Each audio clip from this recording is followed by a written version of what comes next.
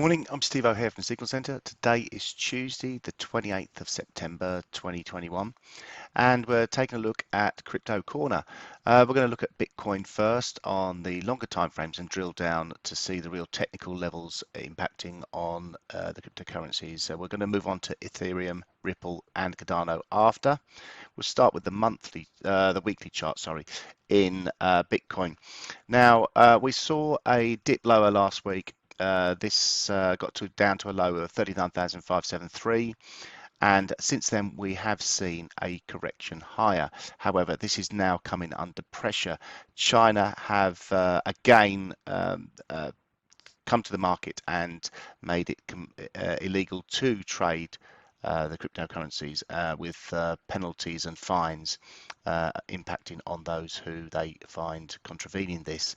So that's had an impact on the exchanges in China, but Bitcoin doesn't seem to have really taken it to heart so much.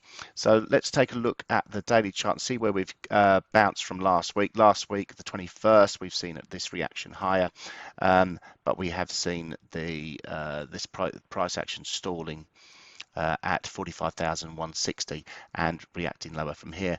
Again, we've retested the 40,900 level. This has been a pivotal level for a long while now, and it looks like we're going to remain under pressure. On the 4-hour chart, we've got a triangle formation formed.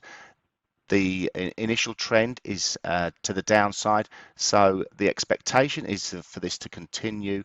This could be some type of pennant formation with a measured move target, really sort of relating to something like this, which takes us down to around about a 36,000 area. On Ethereum, we've seen a similar sort of price action. We highlighted this potential head and shoulders formation with the neckline around about here. That would be the neckline, and you can see that we've broken through it. We were talking about this last week. Prices have reacted higher, retested the neckline, and remained below it for now. So measure again for this, a measured move formation would be something like this, the head and shoulders formation. We take the top of the head to the neckline and extend it lower, and that takes us down to about 2045. So this could that's looking at about a 50% drop if we manage to break this support here, coming in currently just above 2650. So price action again under pressure here. Ripple, we're seeing a similar sort of formation on the 4-hour chart. We've got a triangle formation forming, and again prices have moved to the downside, so the expectation is for this to continue lower, and we currently have support coming in around about 86 cents. Cardano, which is the one that's really sort of caught our eye of late, is also under pressure. The high, which we saw top out around about $3.10, and we're now trading at $2.13. So we can see we've seen from them highs, we've seen a sell-off currently of about 30%.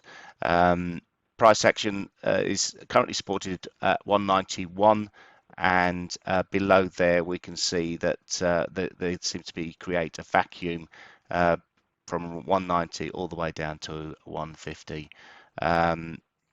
Currently we can see we've reacted from this resistance at 245 and remained under pressure.